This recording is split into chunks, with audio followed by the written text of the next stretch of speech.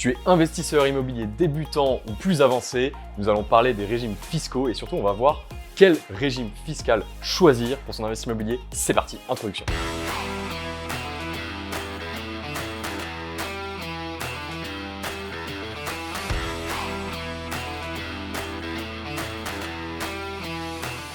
Salut, c'est Alexandre de la chaîne Phoenix Institute. Bienvenue à toi sur cette nouvelle vidéo. Pense tout d'abord, s'il te plaît, à t'abonner si ce n'est pas déjà fait à la chaîne pour un petit peu apprendre tout ce qui concerne l'immobilier. Donc que tu sois débutant ou plus avancé, on va aborder pas mal de thèmes sur cette chaîne.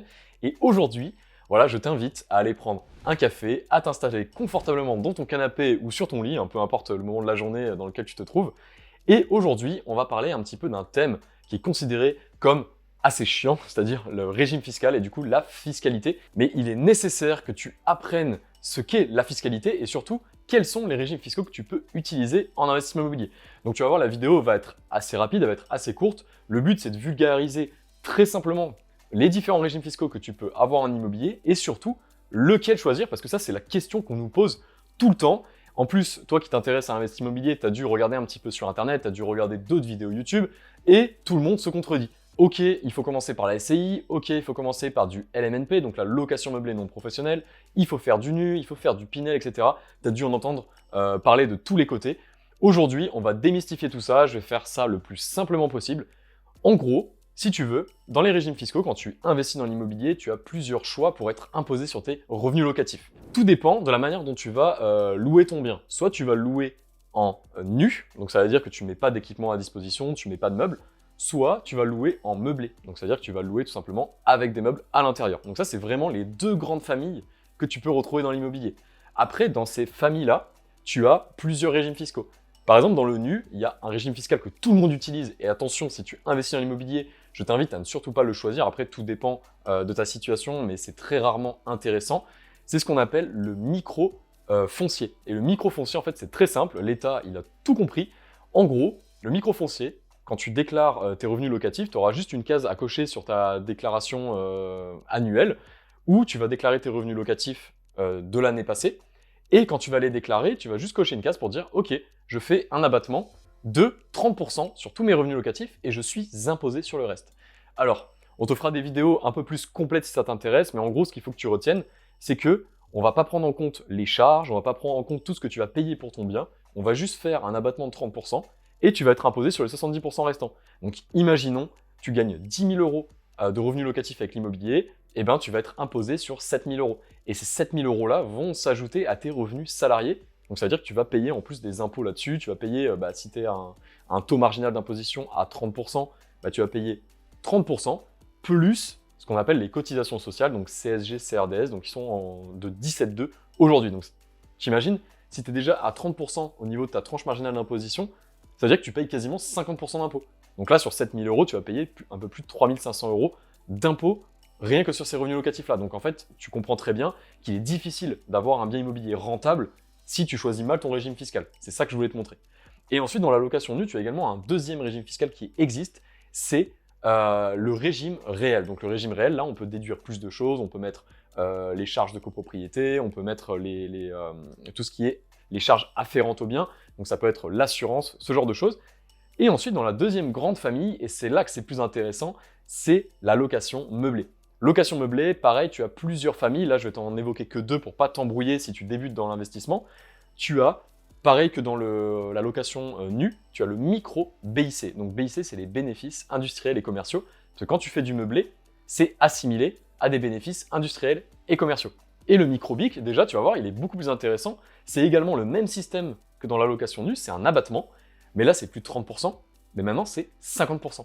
Donc tu vois déjà, rien que le fait de te dire, ok, je vais pas louer en nu, je vais louer en meublé, je m'emmerde pas, je coche ma case micro-BIC, je déduis aucune charge, mais du coup, j'ai 50% d'abattement.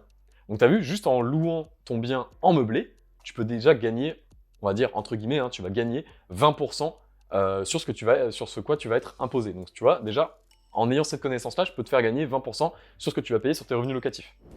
Et ensuite, une des dernières niches fiscales en France, et on verra, il en existe, pour nous, chez Phoenix, il en existe deux niches fiscales qui sont très intéressantes. Le deuxième, c'est le régime réel de la location meublée. qu'on appelle plus communément le LMNP, donc la location meublée non professionnelle. Donc peu importe ce que tu as entendu à ce sujet sur internet, oui, le LMNP va disparaître, oui, ça va plus être intéressant, etc. Tant que ça l'est, bah, utilise-le. J'ai envie de te dire, c'est un des derniers véhicules qui est ultra intéressant aujourd'hui pour investir dans l'immobilier. Utilise-le au maximum parce qu'en fait, dans ce régime fiscal-là, tu es entre la société et entre le particulier. Tu as tous les avantages de la société et tu as tous les avantages du particulier, de l'investisseur particulier. Pourquoi? Parce que déjà, tu vas déduire toutes tes charges, tu vas déduire beaucoup de travaux, donc toutes les catégories de travaux. Et en plus, ce qui est intéressant, c'est que tu as un système d'amortissement. Donc, comme dans une entreprise, si tu achètes une voiture, elle va se déprécier dans le temps et du coup, comptablement, tu vas avoir des frais qui vont s'ajouter tous les ans pour réduire ta base imposable. Et bien là, ce qui est puissant, c'est que ton bien immobilier, on est d'accord, il prend de la valeur dans le temps, il ne perd pas de la valeur.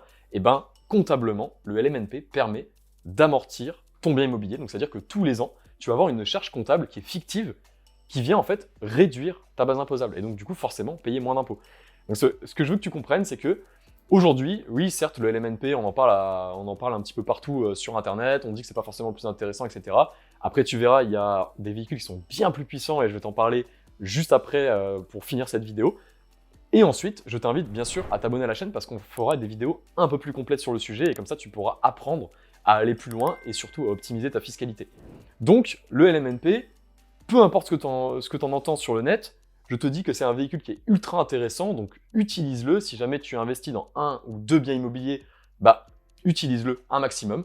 Et après, du coup, le véhicule qui est aussi très très intéressant, et ça je vais t'en parler très rapidement parce qu'on en parlera sur la chaîne, il s'agit de la deuxième niche fiscale qui reste en France, donc il en reste deux hein, selon nous, le LMNP, et la deuxième c'est la holding. Donc la holding, on verra pourquoi elle est intéressante dans une autre vidéo, je ne vais pas m'étaler sur le sujet, mais en gros la holding, elle peut te permettre de chapeauter et d'optimiser tout ton patrimoine, que ce soit ton patrimoine d'entreprise, donc la société c'est aussi un véhicule qui est ultra intéressant pour s'enrichir et pour investir dans l'immobilier, et ensuite tu as la holding qui permet de chapeauter tout ça. Donc la holding, si tu veux, pour faire très simple et pour vulgariser, c'est tout simplement une société qui va détenir d'autres sociétés et dans laquelle tu peux faire transiter des fonds entre les sociétés. Donc imaginons, tu as ta holding personnelle, qui détient toutes tes parts dans plusieurs, par exemple, sociétés civiles immobilières.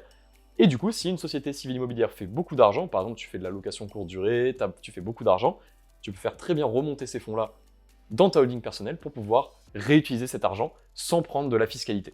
Donc ça, voilà, je te l'ai vraiment résumé de la manière la plus simple possible. On te fera une vidéo plus complète sur le sujet. Donc, si tu as des questions, que ce soit sur les régimes fiscaux dont on vient de parler, donc par exemple dans la location nue, la location meublée, n'hésite pas à nous les mettre en commentaire, on y répondra du coup avec plaisir. Et si jamais tu veux en apprendre plus encore sur la fiscalité et que tu veux qu'on aille un petit peu plus loin sur le sujet, n'hésite pas également à nous le faire savoir. Dans tous les cas, je vais te laisser là-dessus parce que déjà ça fait beaucoup d'informations. Si tu veux aller plus loin, abonne-toi, mets un petit like sur cette vidéo si tu as appris des choses. Et je te dis à très bientôt dans d'autres vidéos sur la chaîne de Phoenix Institute. C'était Alexandre, à très bientôt.